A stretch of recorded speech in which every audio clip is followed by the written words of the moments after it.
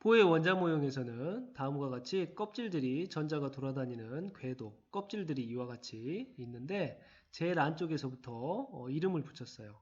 가장 안쪽에 있는 껍질을 K껍질, 그 다음 껍질을 L껍질, 그 다음은 알파벳 순서대로 K, L, M, N, O, P 이렇게 쭉 갑니다.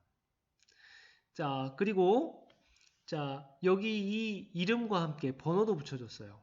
가장 안쪽에 있는 껍질의 번호를 1번, 두 번째 거를 2번, 3번, 4번 해서 쭉 붙여줬어요. 이와 같은 이 번호를, 껍질 번호를 우리는 주양자수라고 부릅니다. 자, 그러면 이 주양자수를 가지는 이 껍질 번호에 해당하는 이 전자 껍질들이 가지는 에너지 순서, 에너지 준위는 어떻게 되느냐? 그것은 보어가 다음과 같이 얘기했습니다. 이 n은 마이너스 n제곱분의 1312 kJ/몰이더라. 자, 이때 이 n값은 1에서부터 쭉 되는 자연수로 이루어져 있다고 했습니다. 이 공식 어디서 본 것 같지 않나요? 자, 바로 여기서 본 것입니다. 라이몬 계열, 발머 계열, 팔시언 계열에서 나왔던 파장의 역수가 R, 리드베르 상수 분의 n제곱 마이너스 n제곱분의 1, 1제곱분의 1 마이너스 n제곱분의 1이 이 공식의 형태 중에 하나만 따놓은 거에 해당하잖아요. 그죠? 이게 어떻게 연결되는지 그러면 하나씩 살펴보도록 하겠습니다. 자, 이 K 껍질에 그러면 에너지 준위 값은 얼마가 되냐면 마이너스 n제곱분의 1312인데 이 껍질의 n은 바로 주양자수를 의미하는 것입니다. 그러면 첫 번째 K 껍질은 주양자수가 1이므로 여기에 이 K 껍질의 이 세로축을 에너지라고 할 때 에너지는 마이너스 1312kJ/몰이 되는 것입니다. 반면 두 번째 껍질 여기에 있는 주양자수를 1을 대입하게 되면 이 에너지 준위, 두 번째 껍질의 에너지 준위 값은 얼마가 되냐면 마이너스 328kJ/몰이 되는 것입니다. 자, 절대값은 작아지지만 앞에 부호가 음수가 있기 때문에 더 커지고 있다는 것을 의미하고 있습니다. 지금 이 마이너스 값의 의미를 잘 기억하시기 바랍니다. 자, n이 3일 때는 마이너스 146kJ/몰이 됩니다. 즉 위로 갈수록 에너지가 점점 높아지는 것을 의미할 수 있겠죠? 자, 그렇다면 만약에 n이 계속 커져서 무한대까지 간다면 이 값은 얼마가 될까요? 그렇습니다. 분모가 무한대가 되면 이 에너지 값은 결국에는 어떻게 되냐면 0에 수렴하게 됩니다. 자, 그러면 전자의 이동에 대해서 좀 보겠습니다. 여기 전자가 있습니다. 첫 번째 껍질에서 두 번째 껍질로 전자가 들뜨려고 합니다. 즉 여기에 있던 전자가 이쪽으로 이동하려고 합니다. 그러면 얼마만큼의 에너지가 필요할까요? 바로 이 에너지와 이 에너지의 차이만큼이 필요하겠죠? 자, 그러면 그건 어떻게 계산할 수 있냐면 바로 큰 값에서 작은 값을 빼면 되겠죠? 자, 그러면 큰 값은 n이 2일 때 빼기해서 n이 1일 때입니다. 자, 그러면 이것의 계산을 수행해보면 n이 2일 때는 마이너스 4분의 1312kJ/몰이고 빼기 마이너스 1을 대입해야 되니까요. 4가 아니고 1입니다. 1분의 1312 이렇게 되겠죠. 자, 그렇게 되면 이 둘의 차는 여기가 마이너스이기 때문에 플러스 플러스로 바뀌게 되고 대략 984kJ/몰이 되는 것입니다. 즉 여기에서 여기에 에너지 차가 984kJ/몰이 되는 것입니다. 즉 그만큼에 해당하는 빛을 받아야 이 전자가 위쪽으로 올라갈 수 있다는 의미를 가지게 됩니다. 자, 반면에 L껍질에서 N껍질로 가려고 하면 여기에서 여기를 빼면 되겠죠? 그러면 182만큼의 에너지를 받게 되면 두 번째 껍질에서 세 번째 껍질로 갈 수 있는 것입니다. 그러면 첫 번째 껍질에서 세 번째 껍질로 가려면 두 개를 합한 거면 되겠죠? 182 하면 6, 6, 1, 1. 1166kJ/몰이 에너지가 있어야 첫 번째 껍질에서 세 번째 껍질로 올라갈 수 있는 것입니다. 1000이라는 에너지를 넣어주면 될까요? 안 될까요? 안 됩니다. 에너지가 양자화되어 있기 때문에 여기에 맞는 에너지의 빈만 허용되는 것입니다. 자, 지금 선생님이 이 에너지 차를 구했는데요. 에너지 차를.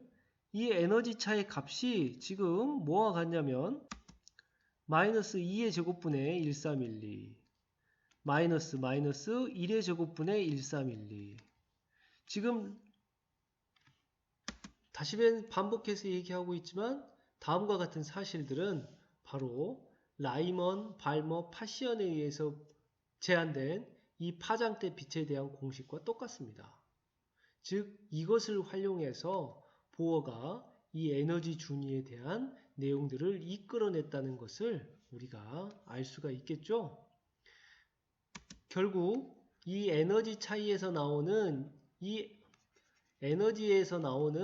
차이는 바로 각 에너지 준위에서의 에너지 차이만큼이 그 빛으로 방출된다는 것을 의미하는 것입니다.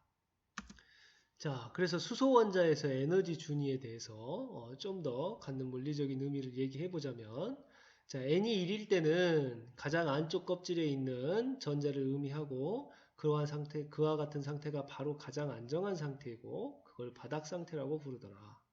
수소 원자의 경우 이 바닥 상태의 전자가 갖는 에너지 준위의 값은 마이너스 1312로 가장 낮은 에너지 준위더라. 자, 그리고 2, 3, 4일부터 쭉 가는 이와 같은 이를 제외한 나머지 껍질에 대한 그 전자의 상태들은 모두 이것보다 높기 때문에 여기 있는 것은 들뜬 상태라고 얘기하고 이에 비해서 불안정한 상태이더라.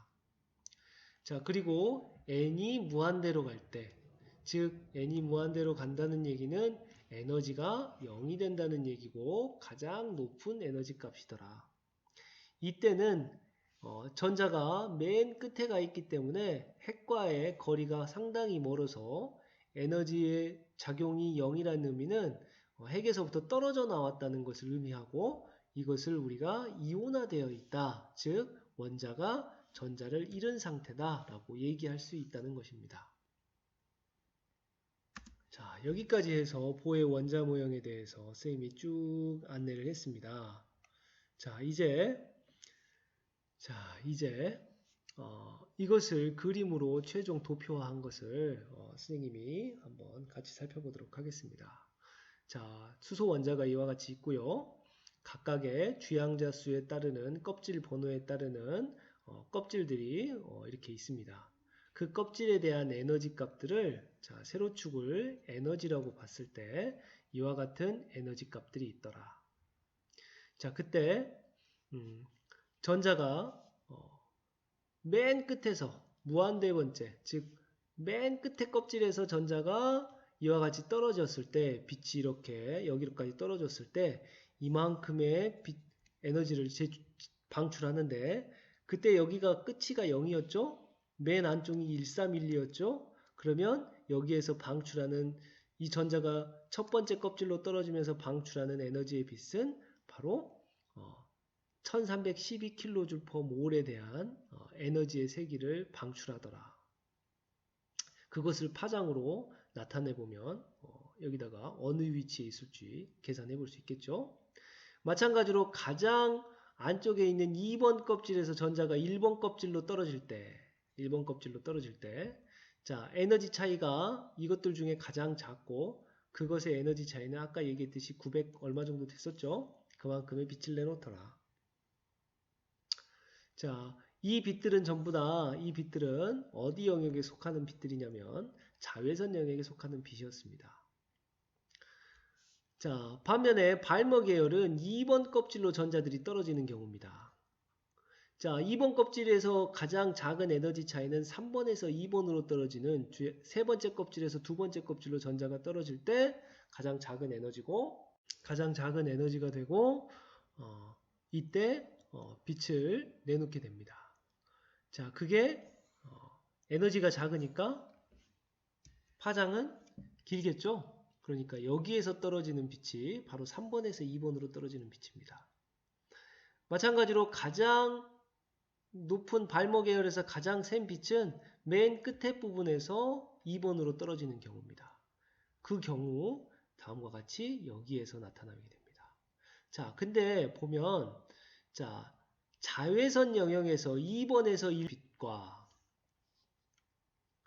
발명계에서 맨 마지막에서 2번으로 떨어지는 빛 중에 어떤 빛이 더 센 빛일까요?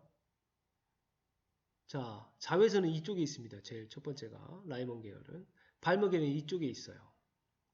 즉 라이먼 계열이 2번에서 1번으로 한 칸만 떨어지지만 맨 마지막에 무한대에서 2번으로 떨어지는 빛보다 훨씬 더 세다는 것입니다.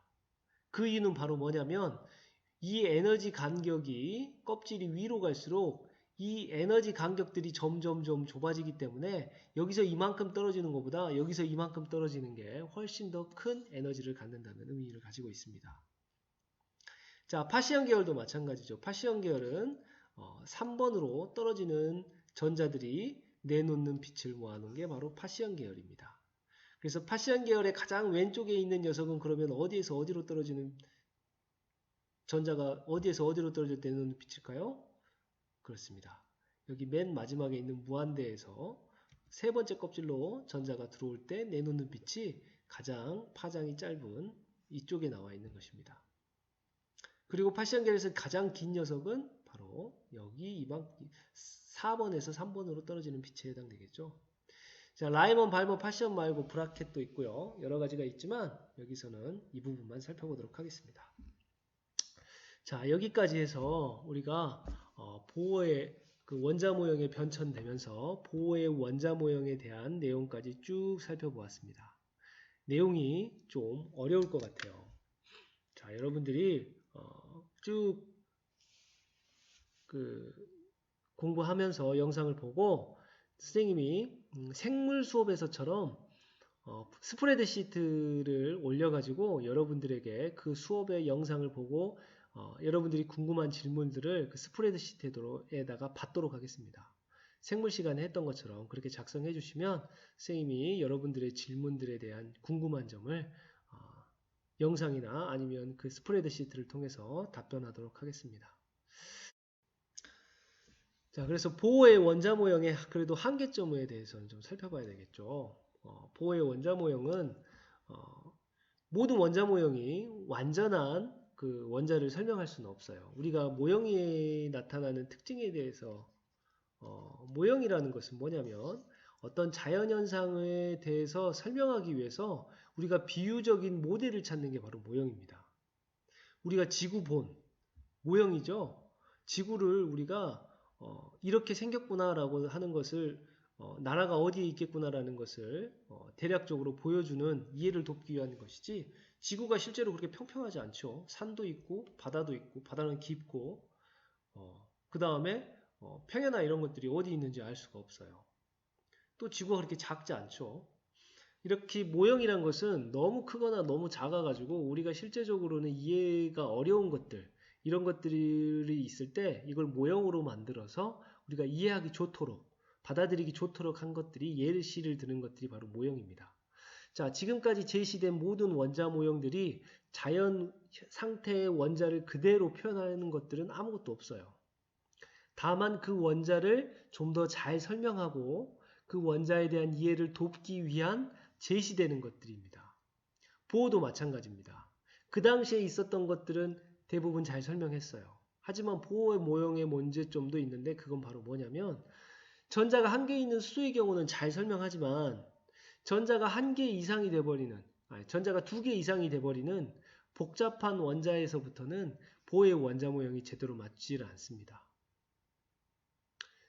그 부분을 설명하기 위해서 이제 현대적 원자 모형으로 넘어가야 되는 것이죠. 자, 그러면 오늘 수업을 여기까지 마치고 다음 시간에 현대적 원자 모형에 대해서 살펴보도록 하겠습니다. 이상으로 수업을 마치겠습니다.